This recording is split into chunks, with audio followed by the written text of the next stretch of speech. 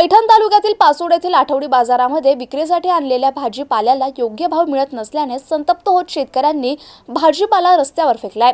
चांगले दर मिळतील या अपेक्षेने बाजारात आणलेली वांगी, मेथी, शेपू, कोथिंबिरीला 50 पैशाचा दर मिळाला। या कवडीमोल भावामुळे संतप्त झालेल्या शेतकऱ्यांनी सोबत आणलेला माल थेट रस्त्यावर फेकून दिलाय।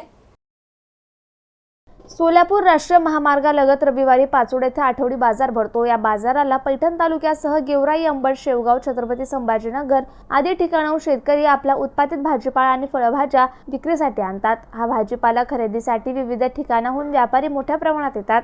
उन्हाळ्यात पाणी टंचाईमुळे पालेभाज्यांना उच्चांकीचा दर मिळाल्याने प्रत्येक भाजीपाला उत्पादकांचा कल पालेभाज्या उत्पादनाकडे वळला। त्यातच समाधानकारक पाऊस झाल्याने विहिरी आणि कूपनलिकांच्या पाणी पातळीत वाढ होऊन आतापर्यंत सर्व जलसाठ्यांनी तग धरला। त्यामुळे शेतकऱ्यांनी भाजीपाला लागवडीकडे आपला मोर्चा वळवला। तुर्तास सर्वत्र शेतात टोमॅटो, कोबी, वांगे, पालेभाज्या, कोथिंबिरीचे भरमसाठ उत्पन्न निघू लागल्याने बाजारात भाज्यांची आवक होऊन दरात कमालीची घसरण झाली। भाजीपाला लागवड करून त्याच्यावर केलेला खर्च हाती येत नसल्याने शेतकरी चांगलेच अडचणीत सापडलेत। सिद्धार्थ मगर, MCN न्यूज, पाचोड।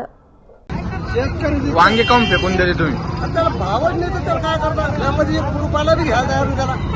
50ला गुण म्हणलं तरी घेत नाही आणि मग त्याचा काय फायदा का?